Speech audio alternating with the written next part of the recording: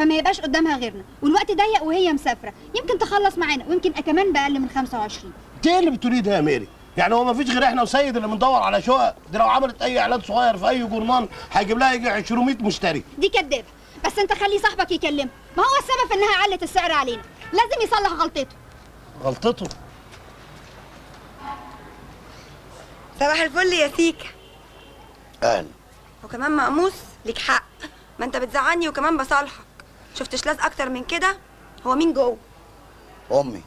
فين؟ قاعده بتتفرج على التلفزيون. قولي بقى يا سيد، انت ايه اللي مغيرك من ناحيه الشقه دي؟ يا اخويا زغينا على الشقه تغور في 60 داهيه، بس ما تعملش كده ولا تعمل في نفسك كده خالص. في ايه؟ يعني لو قلت لك مش هتعملي لي شبوره عكنانه وتنكدي عليا وتخليني امد ايدي عليكي؟ انا يا سيد مش هعمل حاجه خالص. هتفهميني؟ طبعا. طب احلفي. طب ورحمه امي ان شاء الله يا رب يفرمني ترماي ما انا عامله حاجه. انت كدابه يا بت. ترماي؟ انت بتشتغليني؟ هو في ترمايات دلوقتي؟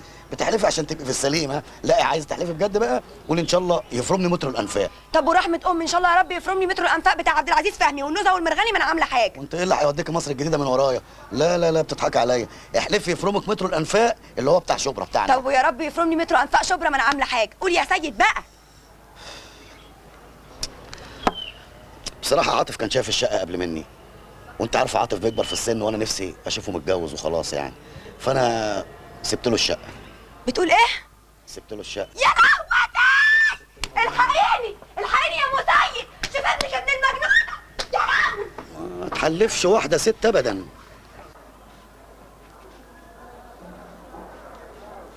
عايده اهلا وسهلا، اتفضلي. عايزاك في كلمتين على الفراد. لا مؤاخذه يا اختي. خير يا عايده؟ انت عايز مننا ايه؟ حرام عليك، اتقي الله فينا شويه. انت مستكتر على سيد حته الشقه اللي هنتجوز فيها؟ ده انت حتى متوظف وربنا فارجها في وشك. اداني حته ميزان غلبان. اتقي الله فينا بقى شويه. حرام عليكم حرام عليكم. ايه بس تقولي ده؟ الشقه دي بتاعتنا واحنا اتفقنا عليها وتقريبا خدناها. ايه اللي هتقعدوا تسكنوها ولا تتهنوا بيها يا بعيده؟ لا مش كده يا عايده. يلا يا عاطف، انا مش عارفه اتكلم مع واحده شرشوحه زي دي. ايه ده؟ لا لا مش للدرجه دي. كده. اي انا غلط كده عايده بنت ري يخرب بيكم كنتوا كله جاي فيا انا. يا عايده عيب كده. كده يا بنت عيب كده.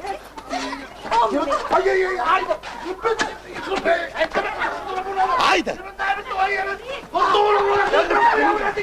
ايه اللي بتعمليه ده؟ اقف هنا. ايه اللي بتعمليه؟ تصدق انا كان قلبي حاسس انك هتعملي كده. خلاص انت لازم تقطع علاقتك بالناس الواطيه دي. قول واطيه بس بعدين واطيه؟ هي مش هترد عليها يا عاطف؟ انا ممكن ارد عليها بس مش عايز اتكلم عشان وقفتك. اصل عايده اصل انت لسه هتقول لي اصل؟ عماله تلبخ وتقول لي اصل قدامي. اسمع بس يا سيد. تعالى هنا، انت رايح فين؟ ايه ده؟ دي عمايل دي؟ عاجبك اللي عملته خطيبة تلميذك النجيب بتاع المزيكا ببنتك؟ اللي عملته خطيبة تلميذي النجيب هو نفس اللي عملته بنتك ماري. ليه؟ هو انا اللي رحت لها وضربتها؟ لا بس انت تمسكتي بالشقة بنفس منطق الأنانية.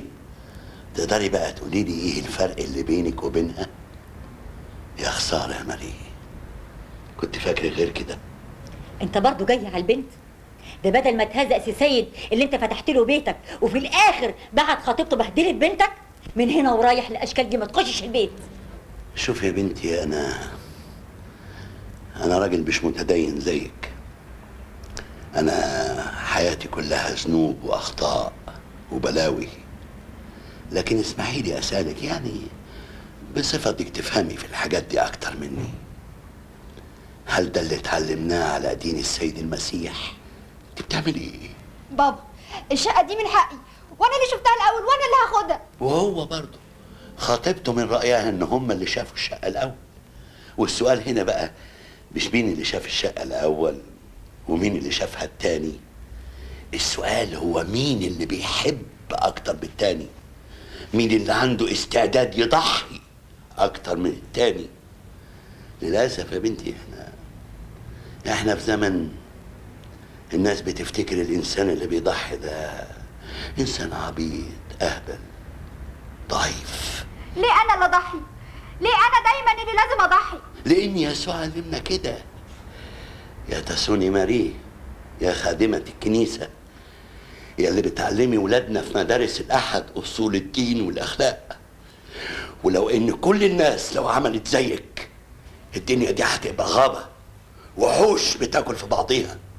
انا عمري ما باخد الحاجه اللي نفسي فيها، كل حاجه مش عاجباني، دراستي ما كانتش عاجباني، شغلي مش عاجبني، هتجوز جوازه مش عاجباني، واخده واحد ضال ومش عارف يعمل حاجه. يا بنتي كده انت بتظلمي نفسك يا مير. يا ماما يا ماما صدقيني، خطيبك بيحبك اكتر من روحه، بس انت مش حاسه. تعرفي انت مش حاسه ليه؟ لانك طول عمرك بتاخدي ما بتديش. عمرك يا ميري ما هتشعري بالسعاده الا لما تبتدي تدي يا بنتي. وعلى فكره سيد اتصل من شويه وهو بيعتذر عن اللي عملته خطيبته، وبيصر ان الشقه تكون من نصيب بنتك وخطيبها. ده بقى سيد اللي انت عايزه تطرديه يا هانم.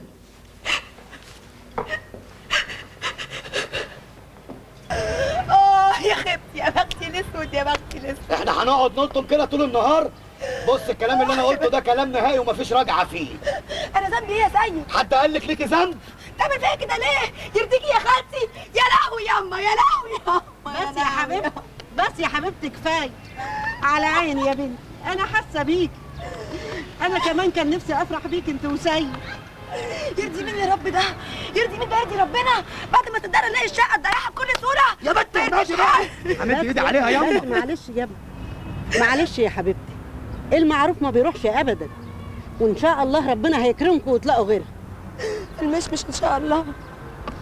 يا خالتي ده مش هين عليه زعل، ده مبقي صاحبه عليا. يرضي مين ده يا رب؟ يرضي مين؟ احضرنا يا ابو سيد، عايده هتموت نفسها من العياط. حرما يابا. جمعا يا ابني. شوفي يا بنتي، اللي ملوش قديم ملوش جديد، وعاطف ده صاحب ابن سيد من 30 سنة، واللي يبيع صاحبه يا بنتي ملوش امان، يتخاف منه. بس انا ابن سيد راجل جدع ويعرف الاصول طول عمره، ولو خالف اللي في قلبه مش هيقدر يسعدك، وهيفضل الذنب راكبه ومعكنن عليه عيشته وعيشتك انت كمان. ويظهر يا بنت ان الشقه دي مش رزقكم، ما هي الشقق ارزاق. يا سلام عليك يا ابو سيد، كلامك كله حكم. بصراحة ده آخر كلام عندي. 30 يعني 30، ما يقلوش مليم. إيه رأيكم؟ أكلم صاحب البيت تخلصوا معاه؟ ماشي. دقيقة واحدة أكلم صاحب البيت. عاجبك كده؟ يعني لو كان صاحبك كلمها ما كانش حصل؟ ما كلمها يا ميري، صدقيني كلمها. أستاذ عاطف لو سمحت تليفون. انا قاعده. صاحب البيت على التليفون، اتفضل. أهلا وسهلا. ما تخافيش يا حبيبتي، الشقة بتاعتكم والله لو جاني فيها ايه ما هديها لحد غيركم. انا والمسيح قلبي اتفتح لكم من اول ما شفتكم. صاحب البيت عايز لوحده 15,000. بسيطة، مادام الشقة عجباكم ما تفرقش. تفرق